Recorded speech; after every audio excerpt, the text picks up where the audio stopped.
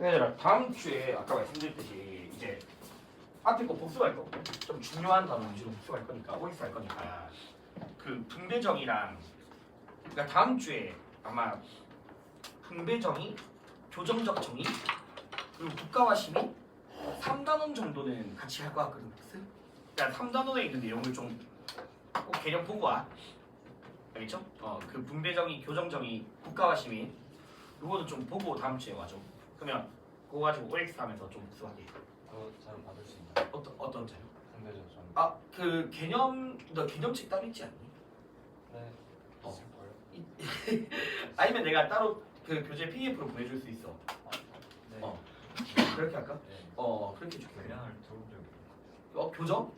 분배적 교정적. 그래? 들어본 적이 없어요. 그게 생명에서 되게 중요한 부분인데. 진짜요? 중요한 부분인데. 큰일 났네. 일단 내가 새로운 설명 끝나고 나랑 잠시만 얘기해봅시다. 네. 끝나고 나랑 잠시 이야기하자. 대화를 어떻게 빨리 해보자. 좀 일단 오케이. 그러면 얘들아 이제 다음 거 이어서 하자. 이어서 할게. 그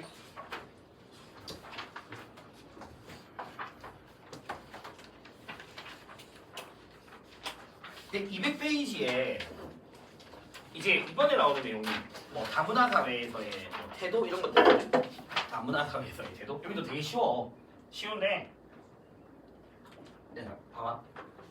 그냥 내가 말한 것만 기억하면 돼. 다음 안 보지 말고 중간에 보면 뭐 다문화 사회에서의 문화 정체성 관련해서 네 가지가 있을 거야 표로. 맞죠? 네 가지가 있는데 그냥 이렇게 적어놔. 다문화 사회에서 나타나는 다문화 정책이거든. 정책. 이게 더 간결할 것 같아. 다문화 정책 네 가지가 있는 거야. 알겠죠? 근데 이제 뭘 위한 거냐? 이 네 개가 그러니까 옳다 그르다 영역이 아니야. 이 정책 네 가지는 옳다 그르다 영역이 아니라 전부 다 사회 통합을 목적으로 한 다문화 정책이야. 일단. 그럼 이제 차별적 배제 모형이 말 그대로 이거잖아. 특정 직업이나 특정 지역의 외국인만 받아들이는 거. 그게 다야. 누군 배제하고 배제 안 한 사람이 누구? 알게. 동아주의. 얘라 용광로 모델이라고도 부르는데 조심하자. 이민자들이 자기 거 포기하고 주류 사회 문화로 편입시켜버리는 거야. 편입시켜버리는 거. 똑같게 만드는 거니까. 그러니까 다시 말하면 소수민족의 정체성을 고려하지 않는 거죠. 똑같이 만드는 거. 이게 이제 동아주의고. 그러니까 이민자들이 자기 언어 문화 포기하게 하고 기존의 문화를 따라가게 하는 거지. 그다음 샐러드 볼은 그냥 뭐 비율을 든 거야. 채소 과일이 좋아. 근데 얘들아 공존 동그라미 그리고 평등하게 이렇게 두 가지를 기억하면 돼. 평등하게 공존이야. 평등하게 공존. 여러 문화들을 동등하게 공존을 추구하는 거고 국수 대접을 국수가 메인, 고명이 사이드에 비유들어서 기존의 주류 문화가 있고 이민자들의 비주류 문화를 구분은 해. 구분은. 알겠죠? 주류와 비주류를 구분은 하는데 공존이야. 그럼 이제 이게 어떻게 유형이 나오냐면 차별적 배제는 잘 안 물어보거든. 안 물어보고 동화, 샐러드, 국수 대접 이렇게 세 가지를 많이 물어보는데 예를 들어서 봐봐. 안 적어도 돼 이거. 필요한 사람만 적어. 주류와 비주류를 구분이 전제되어지는가라고 하면 두 가지가 이해가 돼야 돼. 뭐라고 먼저 하니? 주류와 비주류를 구분하는 것이 전제된다. 차별적 배제 빼고. 그러면 동아주의랑 국수 대접인 거야. 맞죠? 동아랑 국수 대접이 주류와 비주류의 구분이 전제돼 있고. 그 다음에 이민자들의 문화의 정체성을 인정하는가, 즉 공존을 추구하는가라고 하면 또 두 개죠. 맞죠? 국수 대접이랑 샐러드잖아. 그렇게 나오는 유형인 거야. 그거 외에 내가 더 이상 할 얘기가 없습니다. 알겠죠? 요거는 그렇게 나와요. 됐죠? 네, 넘어갑시다. 밑에 그럼 또 봐봐. 이제 윤리적인 태도. 윤리적인 태도. 다 알고 있는 내용. 문화 상대주의 뭔지 알지? 나 굳이 안 얘기해도 되죠? 다른 나라의 문화를 받아들이는 거잖아. 이해하고 받아들이는 거. 통사 때 다 했어 너희. 맞죠? 그들의 입장에서 이해하는 거야. 이해하는 거. 근데 이 문화 상대주의가 너무 지나쳐서 식인 풍습 그런 것까지 이해하게 되면 이건 바람직하지 않은 거잖아. 맞죠? 그거 어릴 때 아마 극단적 문화상대주의라고 들어봤을 거거든. 극단적 상대주의. 알겠죠? 그래서 문화상대주의는 바람직하지만 극단적인 태도가 되면 이거는 바람직한 게 아니란 말이야. 그래서 우리가 어떤 태도는 가지면 안 되냐면 윤리상대주의는 되게 바람직하지 않은 태도예요. 왜냐면 윤리상대주의는 이것도 옳다 저것도 옳다 저것도 옳다가 되는 거야. 알겠죠? 그러면 윤리상대주의를 강조하게 되면 보편적 윤리를 위반하는 것까지도 받아들일 수 있게 되는 거니까. 그럼 다시 말하면 극단적 상대주의를 가진 사람들이 보통 어떤 걸 가진다? 윤리상대주의를 가지고 있다. 윤리상대주의는 바람직한 게 아닌 이렇게 말고 있으면 돼. 알겠죠? 근데 이것도 결국 사회문화에서 다루는 주제지 생윤에서 다루는 주제는 아니야. 있죠? 그래서 윤리상대주의는 바람직한 게 아니야. 그럼 오히려 어디가 중요하냐면 밑에 관용이라는 말을 동그랗게 잡아봐. 관용. 우리는 윤리니까 관용. 뜻 뭔지 알잖아. 다른 사람의 생각을 이해하는 거잖아. 맞죠? 다른 사람 생각을 이해하는 거고 다문화 사회에서 관용이 필요하대. 근데 얘들아 왼쪽에다 적어봐. 왼쪽에다 적어봐. 한번 평가원에 나왔던 사람이야. 알고 푸는 건 아니거든. 알겠죠? 포포라는 사람이 있어. 한번 딱 평가 나왔었어. 알고 푸는 건 아니야. 근데 올해 소환해서 이 사람이 이 파트에 두 문제 나오더라. 그래서 일단 근데 독해형 문항이야. 일단은 독해형 문항인데 포포라는 사람을 좀 알고 있자. 자, 이 포포의 입장이 뭐냐면 인류의 인간의 이성이 이렇게 하죠. 인간의 이성이 가지는 한계가 있대. 이건 뭐 당연한 이야기야. 인간 이성이 완벽한 사람이 어디 있어? 맞죠? 인간의 이성은 한계가 있고 그 한계로 인해서 다른 사람의 이야기를 다른 사람의 입장을 이해하는 관용이 필요하고 아니면 다른 사람의 비판을 받아들일 수 있어야 하고 그래서 비판을 허용하는 개방적 태도를 강조하고 그 다음에 토론 같은 것들도 강조하는 사람이야. 알겠죠? 그래서 이성의 한계로 인해서 관용이라든가 토론이라든가 비판을 받아들이는 자세가 필요하다. 일단 이게 하나고 다음 두 번째는 이 사람이 관용의 역설에 대해서 이야기를 하거든. 관용의 역설. 그러니까 어쨌든 쉽게 말하면 내가 봐봐. 이렇게 적을게. 불관용적 사회라면 쉽게 말하면 이거 뭐냐면 이런 거야. 왜 이슬람 애들 보면 극단적 이슬람 애들 자기 종교 아니면 다 죽이잖아. 알겠죠? 폭파시키잖아. 그게 불관용적인 사회야. 그러면 불관용적 사회에 대해서는 우리도 뭐 해야 되냐?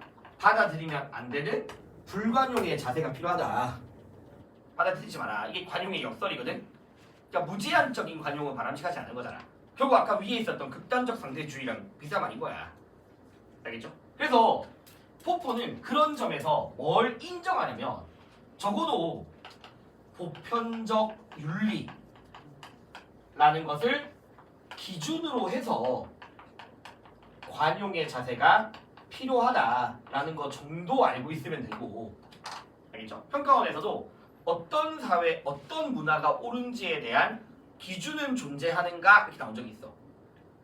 있다고. 그게 바로 뭐다? 보편적 윤리야. 알겠죠? 그래서 보편적 윤리라는 것을 기준으로 한 관용의 자세까지만 알면 글 보고 풀면 됩니다. 까지만 알면 할 얘기 없음. 알겠죠? 그 다음에 201페이지 종교와 관련해서 두 명이 나오거든.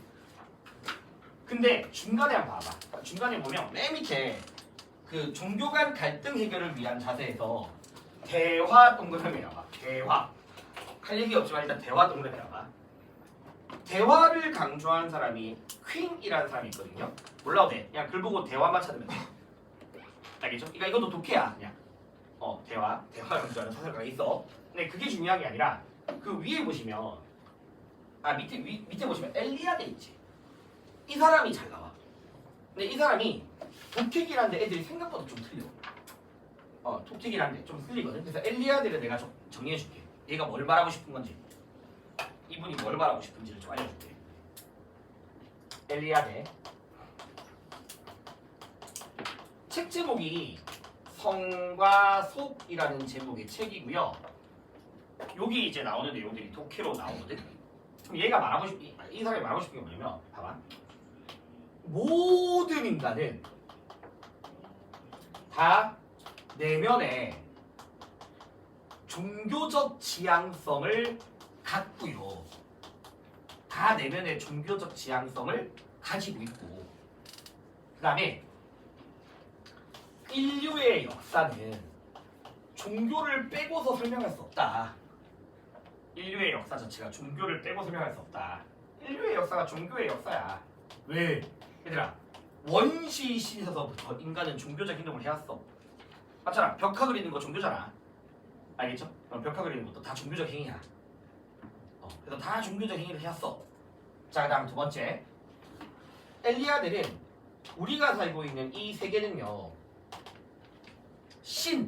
이 사람 좀 기독교 입장 가지고 있다. 신의 창조물이야. 알겠죠? 신의 창조야. 그래서 신은요, 이 세계를 만들고서 이 세계를 초월한 존재야. 하나님. 알겠죠? 이 세계를 초월한 존재야. 하나님은 세계를 초월해.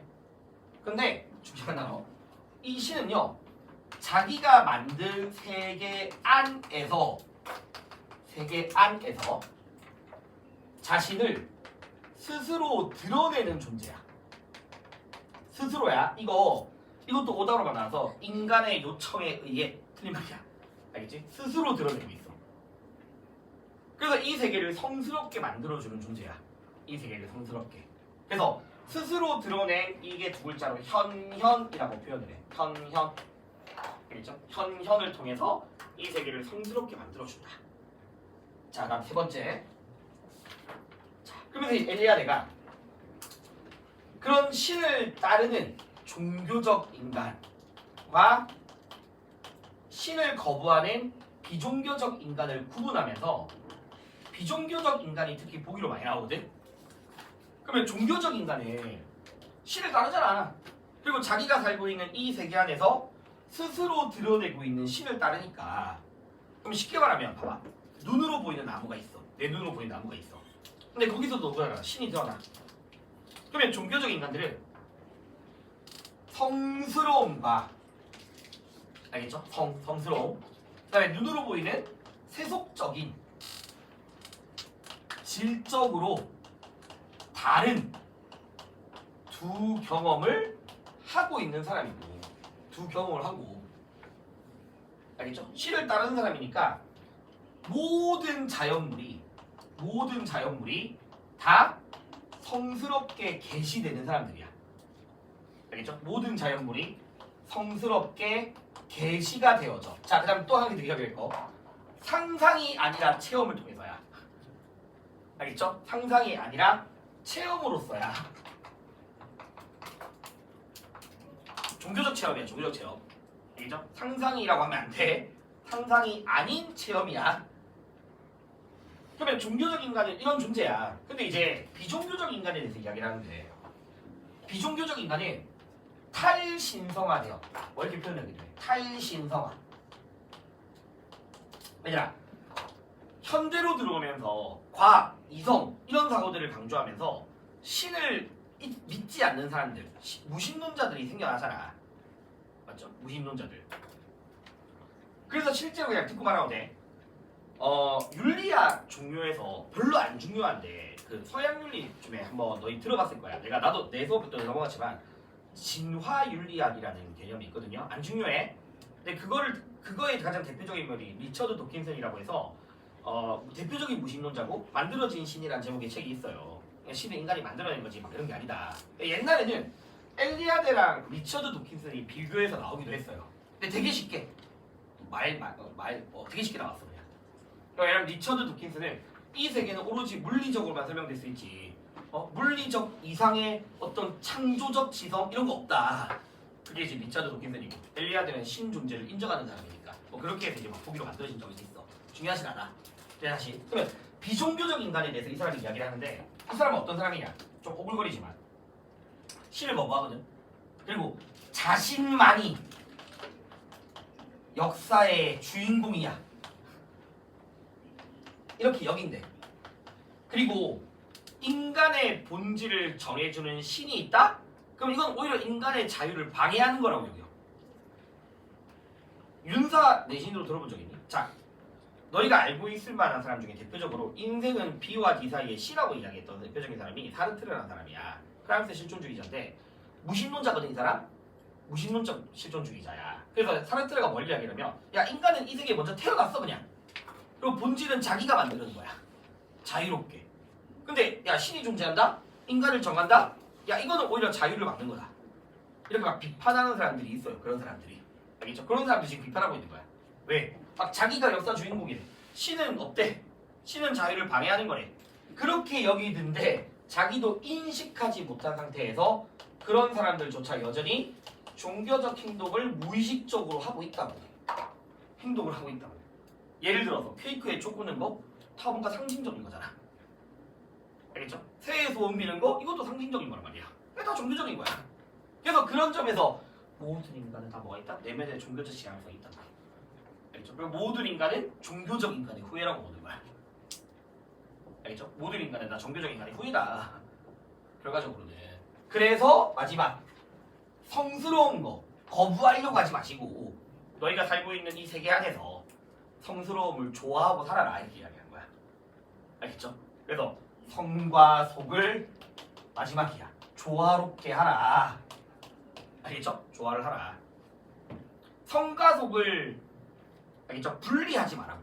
구별은 될 수 있더라도 분리시키는 태도는 바람직하지 않다고 보는 거야. 성과 속을 알겠죠? 분리시키는 것은 바람직하지 않다. 어쨌든 이 세계 안에서 성스러움이 들어가고 있으니까. 그럼 이제 여기까지 해서 엘리아드의 맹닥이고 근데 엘리아드에서 진짜 잘 나오는 오답이 하나 있어. 봐봐. 나무를 신이 만들었고 신은 그 나무에서 자신을 드러내고 있는 거거든. 그러면 종교적 인간은 나무 자체를 신으로서 믿는 게 아니라 나무에서 드러난 성스러움을 믿는 거야. 알겠죠? 그래서 엘리아드에서 세계 그 자체가 신이다. 아니면 나무 그 자체를 숭배한다. 이거는 절대 안 되는 거예요. 알겠죠? 왜냐면 나무 그 자체가 신이 아니라 신은 나무를 만들고 거기서 자신을 드러내고 있는 거지. 나무 이퀄 신 이건 아니라고 알겠지? 그래서 요거 오답으로 되게 많이 나오니까 요거 좀 기억하시면 됩니다. 그렇게 해서 엘리아드 풀면 되고 그래서 얘들아 1번, 2번, 4번 풀면 됩니다.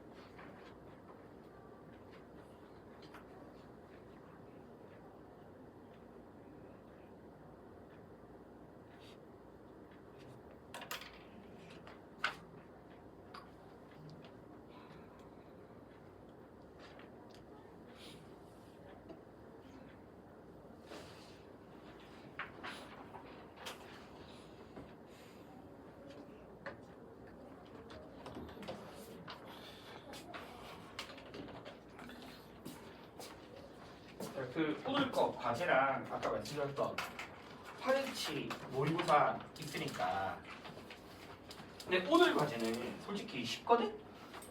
그러니까 예술과 윤리 정도만 풀어보시고 앞에 의식주랑 다문화 있잖아 이거 근데 안 하기는 좀 애매하니까 그래도 고3들 안 하기는 좀 애매하니까 그 문제 보면 알겠지만 2023, 2024 이렇게 있잖아. 그러면 그 문제에서 한 2개월치만 풀어. 2023, 2024 의식주랑 다문화는 알겠죠? 의식주랑 다문화는 2개월치 정도로 풀어봐.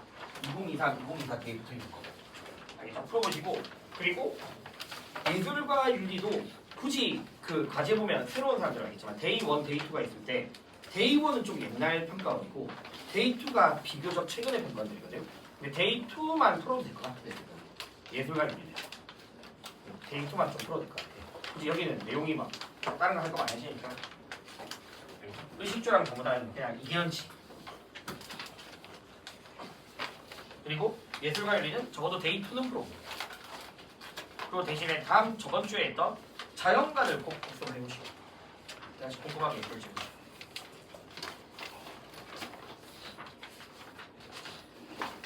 그래서 얘들아 1번 바로 그냥 너희 203페이지에 1번 뭐 내가 크게 설명할 거 없죠?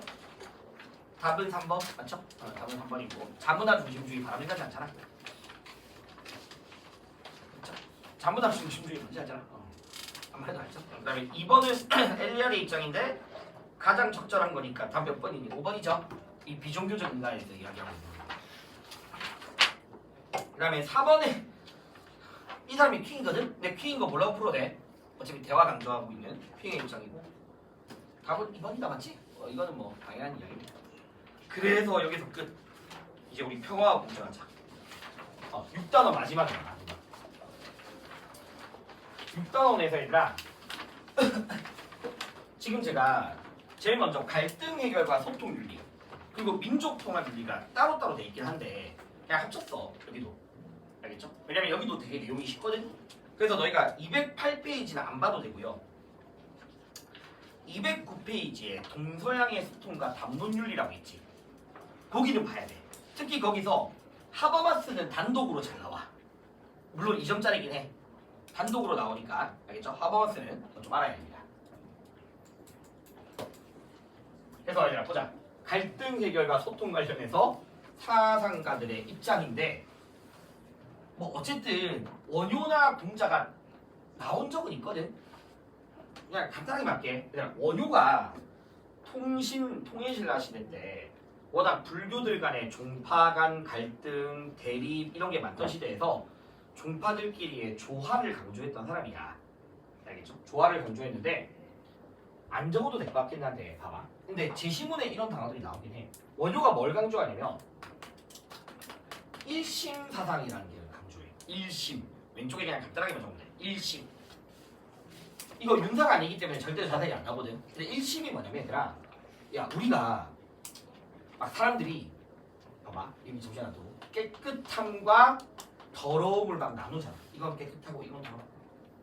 그다음에 나와 너를 막 구분하려고 하고 이것과 저것을 막 나누려고 한다고. 맞죠? 이것과 저것을 막 나누려고 해. 근데 이렇게 나뉘어지는 것들이 다 어디서 비롯되는데? 너희의 마음에서 비롯되는 거야.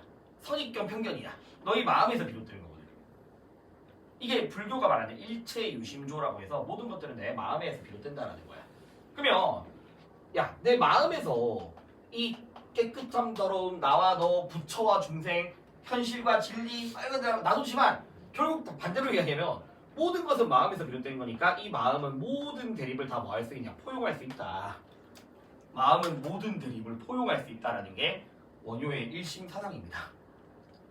알겠죠? 마음은 모든 것을 다 포용할 수 있어. 그래서 이 일심 사상으로부터 여러 종파들을 다 뭐하고자 했다? 포용하고자 했다 이거야. 알겠죠? 일심 사상으로부터. 그래서 일심 사상으로부터 모든 종파들을 원만하게 융합시킨다. 원융. 알겠죠? 원만하게 융합시키고 하나로 통하게 한다라는 원융을 주장했던 사람이 원효거든. 그게 원효의 화쟁이야 또. 같은 말로 논쟁을 조화시키다 이거야. 알겠죠? 논쟁을 좋아하십니다. 그런데 만약에 나온다? 그러면 오답으로 나올 건 딱 두 가지만 기억하면 돼요. 그러면 여러 종파들을 다 포용하는 건데, 알겠죠? 여러 종파들을 포용하는 건데 그 포용에 있어서 포용함에 있어서 하나의 교리에 의거하여라고 하면 이건 절대 안 되는 표현이고요. 하나의 이론, 하나의 교리에 기준 두는 게 아니잖아. 모두 다 포용하는 거니까. 이런 거 절대 안 되는 표현이고. 그다음 하나만 더.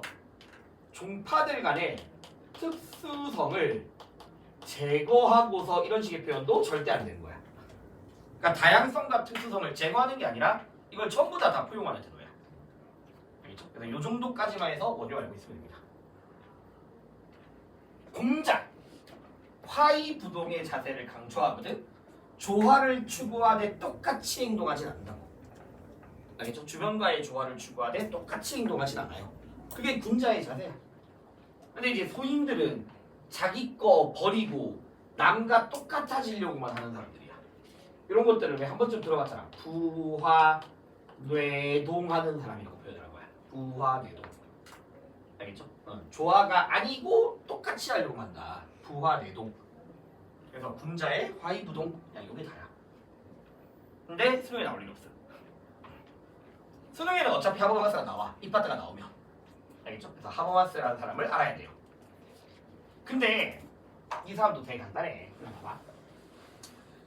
일단 하버마스 하면 토론을 되게 강조해. 그게 이 사람의 담론이라는 거야. 담론.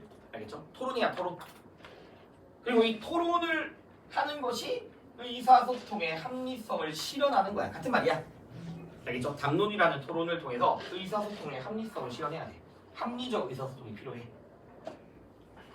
그러면 토론이란 다시 말하면 자신의 주장에 대한 논리적인 증명을 뒷받침하면서 동등한 자세에서 토론이 이루어지는 거겠죠? 맞죠? 논리적 자세, 논리적인 증거를 가지고서 증명을 가지고서 무지성적으로 주장하면 안 되잖아. 맞죠? 근거를 제시할 수 있어야지 자기 주장에 대해서. 그래서 논리적인 근거를 제시하는 토론을 통해서 합의가 되자라는 거야. 근데 이제 하나 좀 볼 건데 봐봐. 적어줄게. 좀 정해줄게. 하버마스가 쉽긴 한데 얘들아 일단 보기로 한 번도 나오진 않았거든. 왜 이 사람이 토론을 강조하는가? 알겠죠? 토론, 의사소통이라는 걸 강조하는 담론이라는 의사소통을 왜 강조하는지 원인 이게 제시문으로 계속 나와. 보기로는 안 나오긴 하는데 좀 알고 있으면 좋을 것 같아. 그러니까 하버마스는요 이 세계가 크게 세 가지의 세계로 구성되어 있는데 하나는 행정체계, 두 번째는 경제체계, 그리고 하나는 생활세계. 이렇게 세 가지의 영역이 힘의 균형을 추구해야 한다고 보거든. 힘의 균형. 행정체계, 경제체계, 생활세계 간의 힘의 균형이 필요한데 현대사회가 행정체계나 체계는 시스템이니까 경제체계나 이 두 가지가 너무 강조된대. 현대사회에서 너무 강조돼서 여기서 추구하는 가치들이 일상생활의 세계, 즉 대화, 소통의 세계까지 이 영역이 침해하고 있다라고 비판을 해. 여기서 강조하는 영역들이 너무 여기까지 막 침해하고 있다. 그럼 이게 뭔 말이냐면 얘들아 우리 봐봐. 행정체계 그냥 정부 시스템 생각하면 돼. 경제체계 기업의 시스템을 생각하면 돼. 그리고 너희 사회문화 또 한 사람들 알겠지만 보통 그런 정부 시스템이나 경제 기업 시스템들은 관료제적 방식을 추구하고요. 관료제적 방식에 따라서 결과 중심의 사고, 맞지? 성과 중심의 사고, 되게 수직적 의사소통, 맞죠? 수직적 의사결정 이런 것들 있잖아. 과두제화되어 있는 것들, 대가리에 다 집중되어 있는 것들, 알겠죠? 그런 원칙들이 이 대화의 영역까지 막 침해하고 있다고. 그래서 사람들이 지금 대화를 제대로 못하고 있다는 거야. 이런 가치에, 알겠죠? 이런 가치들이 여기를 막 침범하면서. 그래서 소통의 원칙이 필요하다. 그래서 이제 하버마스가 토론이라는 이런 대화를 되게 강조했고요. 알겠죠? 토론이라는 대화, 담론을 통해서 합의가 이루어지는 과정을 중요시한 거지. 결론, 합의. 그러니까 위에서 다 결정하지 말고 동등한 자세에서 토론하고 그 토론을 통해서 합의에 이르는 게 필요하다. 그래서 왜 요즘은 아니구나. 정치인들 많이 쓰잖아. 뭐 담론이 필요하니 이런 얘기 하잖아. 알죠? 담론 과정을 거치자고. 합의, 결론. 그럼 얘들아 봐봐. 하버마스는 결과와 과정 중에서 뭘 더 중요시했다 알 수 있겠죠? 과정을 더 중요시하는 건 잘 맞지? 토론이라는 그 과정을 중요시한 거야. 결과를 배제하진 않지만. 자, 그 다음에 이제 보기로 잘라놓은 것도 적어줄게. 합의에 있어서 하버마스는 반드시 담론 참여자들의 만장일치로서 결정이 돼야 돼. 이거 만장일치야. 다수결 아니야. 알겠죠? 만장일치로서 결정이 돼야 돼. 그러면 예를 봐봐.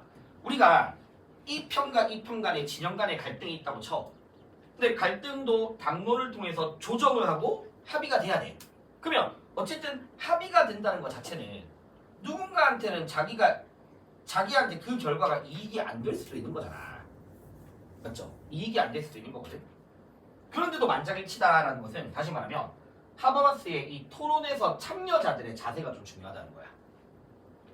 알겠죠? 이제 토론 관련해서 좀 정리할 건데, 자 먼저 어떤 사람들이 참여해야 되냐? 언어 능력을 가진, 언어 능력은 가지고 있어야 되거든.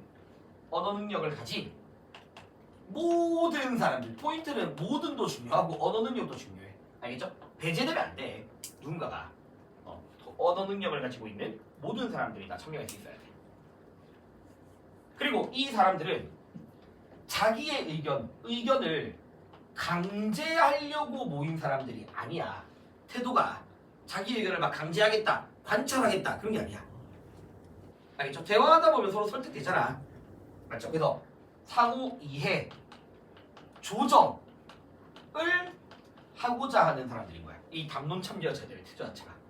그러니까 그 합의가 자기한테 이익이 되지 않더라도 뭐 한다? 받아들일 수 있어야 돼. 알겠죠? 그래서 결과적인 불이익도 뭐 할 수 있는? 수용할 수 있는. 그래서 결과적 불이익도 수용하는 거야. 근데 적어도 절대로 이 담론에 있어서 그 수용이 강제가 되면 안 되겠죠? 알겠죠? 그래서 담론에서는 내적인 강제도 없어야 되고, 봐봐. 외적인 강제도 있으면 안 되거든. 그러면 외적 강제는 막 뭔지 알겠지? 막 억압 이런 게 있으면 안 되잖아. 그러면 내적 강제가 없어야 된다가 또 보기로 어떻게 나오냐면, 누구나 이 담론 안에서 자신의 욕구, 감정 또는 이익과 손해, 알겠죠? 감정, 욕구, 이익과 손해 이런 것들을 자유롭게 표현해야 되는 거야. 이게 내적 강제가 없어야 한다는 뜻이야. 알겠죠? 자유롭게 자신의 욕구를 드러낼 수 있어야 되고 감정을 드러낼 수 있어야 돼요. 내적 강제가 없다는 말은 알겠죠? 그리고 외적 강제가 없다는 게 이 수용에 있어서 막 억압이 있으면 안 된다는 거지. 그 다음에 내가 좀만 더 합시다. 그리고 이 담론에서는 당연히 거짓이나 꾸밈, 숨김 없이 발언이 필요하죠. 맞죠? 그래서 진실성, 태도, 진실성, 거짓, 숨김, 꾸밈 없는 거. 알겠죠? 그 다음에 정당성을 가진 태도가 필요하고, 그 다음에 진리성을 추구해야 되고, 이런 것들도 담론의 원칙이고요. 근데 이게 막 보기로 나오기 좀 힘들고, 일단 이런 것들을 추구해야 되고. 알겠죠? 그 다음에 한 개만 더 해놓자. 그러면 각자가 자유롭게 주장을 해서 뭔가 합의가 됐다는 것은 하버마스한테 각자가 가지고 있던 주관성을 확인하는 거다. 뭐 이렇게 표현하기도 해. 그래서 이런 것들을 활용해서 보기로 만들어주기도 해. 담론에서의 확인은, 담론에서의 결과를, 담론에서의 합의는 상호 주관성의 합의다. 상호 주관성의 확인이 막 나와. 맞는 말이야. 상호 주관성을 확인하는 거야. 알겠죠? 그 다음에 얘들아, 상식적으로 말해봐봐. 생각할 수 있어. 담론을 통해서 주관적 견해를 극복하는 거니 주관적 견해를 극복하고 담론에 참여하는 거니. 얘들아, 기본적으로 토론 강조하는 사람들은 인간은 누구나 다 이성의 오류가 있어요. 알겠죠? 누구나 오류가 있으니까 오류가 있는 주장도 담론에 붙일 수 있다 없다 일단. 당연히 붙일 수 있어. 알겠지? 인간의 이성은 한계가 있다고, 오류가 있다고. 그리고 담론을 통해서 주관적 견해를 극복하는 거잖아. 토론을 통해서. 알겠죠? 견해를 극복하고 토론하는 게 아니라, 알겠지? 토론 안에서 주관적 견해를 극복하게 되는 거야. 적어놓게. 알겠죠? 그리고 토론을 통해서 주관적 견해를 극복하는 거다. 극복이 되어지는 거야. 담론을 통해서. 그럼 그 합의가 틀렸을 수도 있어요. 그래. 그래서 한 개 더 해야 돼. 그래서 합의가 틀릴 수도 있어. 그래서 얘들아, 재토론 가능해. 알겠죠? 보편적 합의는 되지만 당연히 이것도 오류일 수 있다는 거는 계속 배제하지 않아. 재토론 가능해. 재토론 가능합니다. 절대적 참이 아니야. 합의가 된다고 해서. 그렇죠? 그리고 당연히 이 토론은 마지막 누구나 다 자유롭게 참여해야 돼. 맞죠? 자기의 발언이든 다른 사람에 대한 비판이든 다 자유로워야 돼. 그리고 당연히 이 안에서 평등한 관계로서 참여돼야 될 거 아니야. 직이나 직책에 따라서 차별이 있으면 안 되잖아. 담론에서. 맞죠? 평등한 관계에서 참여가 돼야지. 그리고 마지막으로 좀 한 개 요즘 많이 물어보는 게, 이 담론에서 토론을 하는 사람들은 반드시 자기 주장에 대한 근거 있는 주장이 있어. 자기 주장을 제시할 때도 근거를 제시할 수 있어야 됩니다. 근거 없이 무지성적인 주장을 하면 안 된다. 알겠죠? 반드시 자기 주장에 대한 근거를 제시할 수 있어야 한다. 까지. 근거 제시 능력. 요것도 강조하고요. 근거 제시. 그래서 그 정도까지가 토론 강조하는 하버마스 글이야. 근데 많이 나와 이 사람. 많이 나오니까 한번 120 뒤에 문제 보시면 1번, 2번 한번 해볼래? 이거.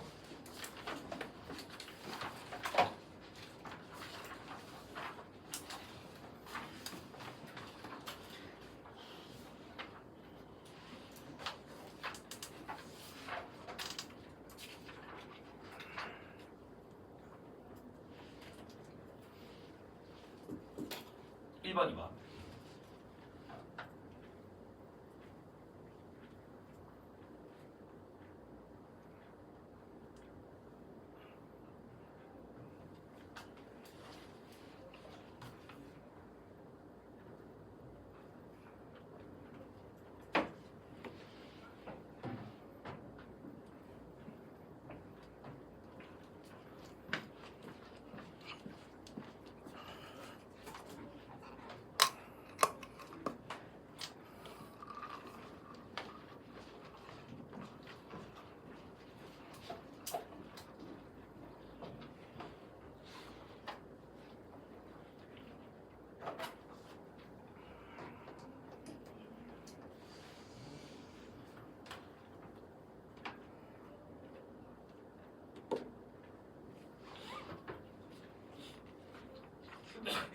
1번, 2번 다 하버마스 입장에서 이미 이거 1번 답이 1번인데 이거는 그래도 나와 있다 맞지? 맨 마지막에 나와 있죠.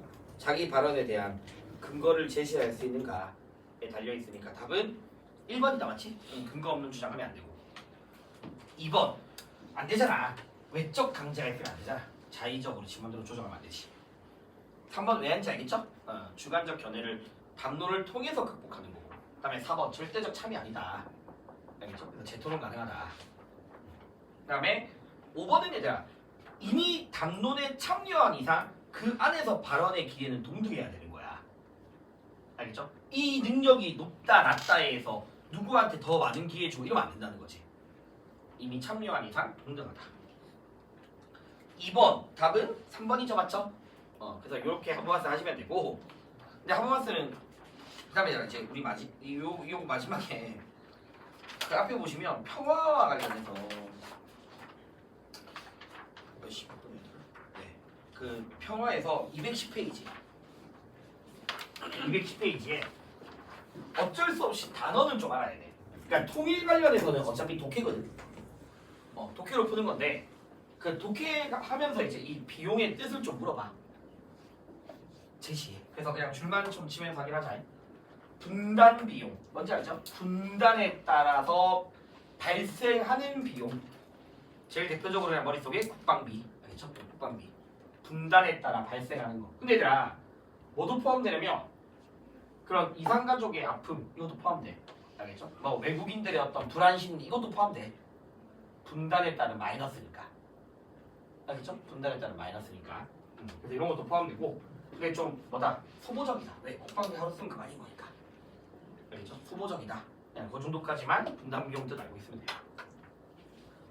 그 다음에 평화 비용은 뭐냐면 얘들아 지금 우리가 북한한테 돈 주는 거야. 그러니까 봐봐 통일 이전이야. 평화를 정착하기 위해 지불하는 건데 대표적으로 대북 지원비 같은 거예요. 아니면 남북 교류 협력 사업들, 뭐 문화 협력, 스포츠 협력 이런 것들. 맞죠? 우리 옛날에 뭐 아시안 게임 이런 거 할 때 같이 이거 다 평화 비용이에요. 그리고 북한에 뭐 발이 놔주는 거 지금은 안 하지만 아니면 뭐 옛날에 했잖아 발전소 세워주는 것들 이런 것들 다. 근데 이제 특징이 뭐냐? 아 이렇게 평화 분위기 되면 국방비 줄어들 수 있잖아.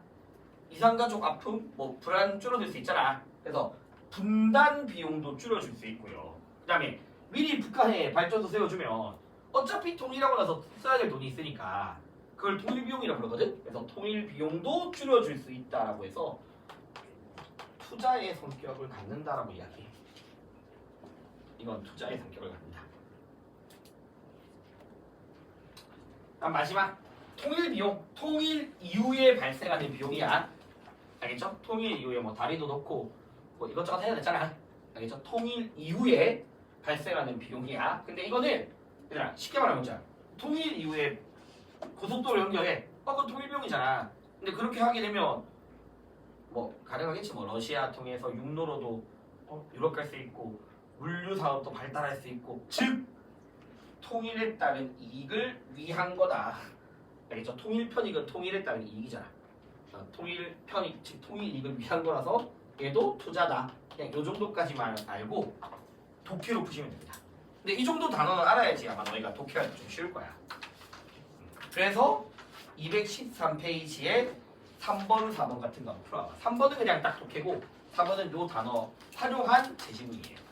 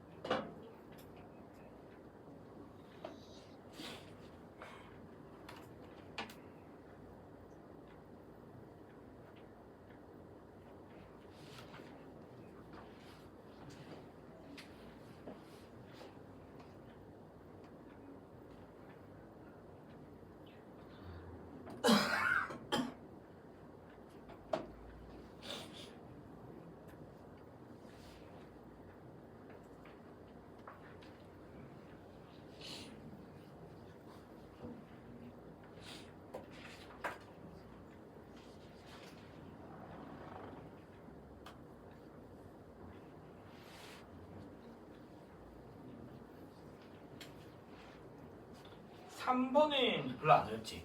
맞지? 글이 뭐 그렇게 어렵지 않을 거야. 3번은 어쨌든 5번이죠. 이거는 뭐 할만하죠. 3번은 5번. 근데 이제 4번을 좀 보자고. 그러면 하나하나 근거를 볼게. 4번에 1번을 보면 불평등 완화가 통일 근거에 포함될 수 없다가 틀린 이유가 갑의 한 네 번째, 세 번째, 네 번째 나오잖아, 맞지? 인간다운 삶의 권리 양극화 완화를 위한 복지 재원으로 활용될 수 있다 했으니까 1번은 틀린 말이고 됐죠? 그 다음에 2번이 틀린 이유는 첫 번째 줄에 보면 통일이 밑에 줄 사상과 양심의 자유를 높인다. 그러면 양심의 자유는 뭐다? 보편적 권리잖아. 그러면 통일이 보편적 권리가 아니라라고 하면 틀린 거지. 보편적 권리의 측면에서도 이야기를 하고 있으니까. 됐죠? 그 다음에 3번에 보면 을은 물론 통일이 뭐 좋은 효과 있고 분담 비용 줄여줄 수 있고 그런데 이런 편익이 비용보다 작을 수 있다고 지금 이야기하고 있으니까 3번에서 통일 비용이 증가하게 되면 당위성이 약화될 수 있다고 보는 사람이 있죠. 통일을 해야 되는 이유가 약화될 수 있고. 그 다음에 4번 같은 맥락이고. 그럼 답이 몇 번이니? 5번이죠, 맞죠? 둘 다 분담 비용과 통일 편익을 이야기하고 있으니까 답은 5번. 그래서 통일은 그냥 이렇게 풀면 됩니다. 자, 이제 우리가 마지막 주제가 216페이지의 지구촌 평화윤리고 이걸 빨리 하면 다음 주에 빨리 복습 더 할 수 있으니까 자, 지구촌 평화윤리는 조금 내용이 있어. 근데 너희가 알아야 될 게 뭐냐면 어떻게 문제가 나오냐면 216페이지부터 217페이지까지가 한 문제로 나와. 한 문제로. 이게 이제 국제관계를 바라보는 현실주의와 이상주의가 있어. 현실주의, 이상주의. 그리고 오른쪽 페이지는 평화주의자들 두 명이 있거든. 칸트랑 갈퉁. 그래서 원래는 217페이지에 칸트 vs 갈퉁으로 잘 나오고요. 칸트 vs 갈퉁. 근데 둘의 공통점들이 많아. 같은 평화주의자라서. 근데 요즘에는 현실주의 vs 평화주의자인 칸트가 많이 비교돼. 현실주의 vs 칸트. 알겠죠? 그렇게 많이 비교돼서 3점짜리야 이거. 3점짜리 문제고. 그 다음에 219페이지에 해외 원조 이것도 3점짜리입니다. 해외 원조도. 근데 여기가 내용이 조금 사상가들 다워. 노리스라 이런 거 다시 또 배워야 돼. 그래서 일단 216페이지에 바로 보자. 현실주의랑 이상주의가 있는데 이상주의는 시험에 잘 안 되거든. 근데 그렇게 내용이 많이 없고 현실주의부터 볼게. 사상가는 얘들아 모겐소라는 사상가가 있어. 근데 몰라도 돼. 여기는 사상가가 별로 안 중요해. 일단 모겐소라는 사상가가 있고 말 그대로 국제관계를 현실적 측면에서 바라보는 거거든요. 현실적 측면. 그래서 이 사람들은 국제관계를 현실적, 즉 힘의 논리로 국제관계를 설명해. 힘의 논리로. 알겠죠? 그러니까 너희가 뭐 정법 내시는 그런 사람이 있다고 그랬지만 쉽게 말해야 되더라. 미국이 막 관세 미친 듯이 올린다. 그거 누가 뭐라 못하잖아. 그거 힘의 논리야. 알겠죠? 미국이 파리 기후 협정 탈퇴하겠다? 그거 규제할 만한 나라 없잖아. 그것도 힘의 논리야. 알겠죠? 자, 중국이 대만 침략 못하는 이유? 미국이 있으니까야. 힘의 논리야. 그러니까 그런 것들이 국제관계를 현실적으로 바라보는 측면이라고 보시면 돼요. 알겠죠? 그래서 기본적으로 현실주의자는 인간은 이기적이고 국가 또한 이기적 인간들로 구성되어 있다 보니까 예외 없이 모든 나라들이 다 자국의 이익을 추구하고 그리고 모든 이 세계가 그런 국가들로 구성되어 있다라고 봐. 모든 나라들은 다 자국의 이익을 추구해. 자국의 권력 확대, 자국의 생존, 자국의 국익을 가장 우선시하는 국가들로 구성되어 있어. 그러니까 이들이 봤을 때 사실 국제법, 국제기구 있어봤자 무시하면 그만 이거야.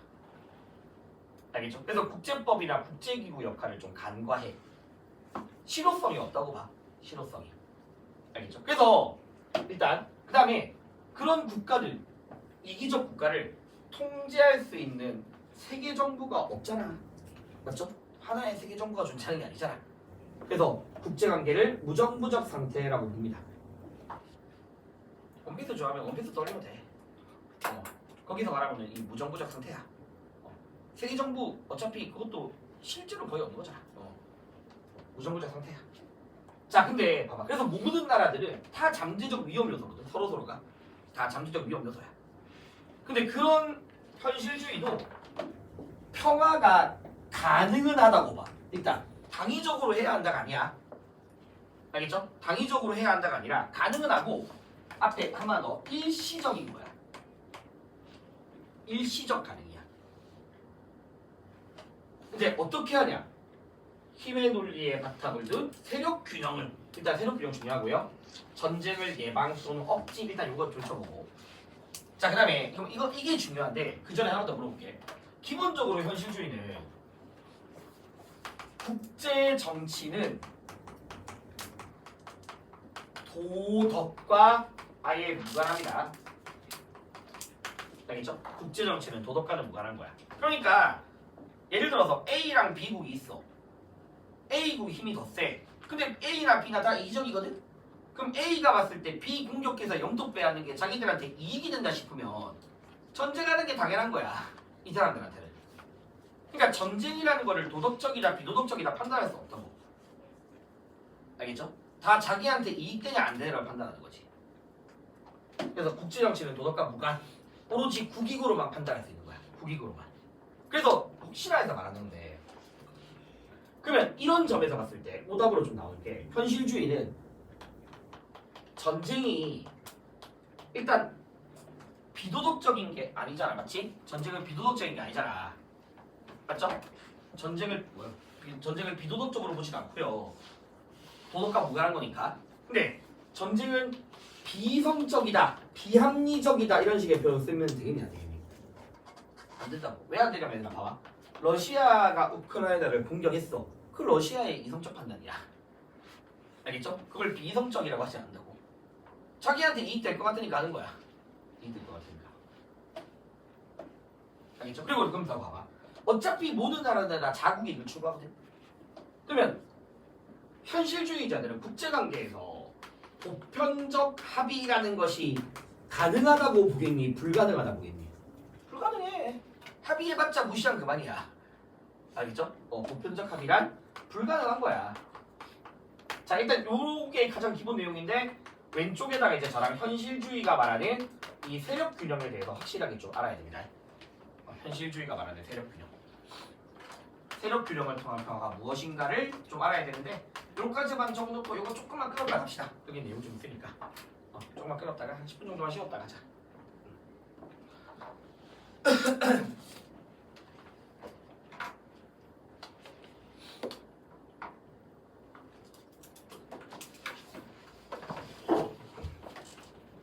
조금만 끌었다 할게 얘들아.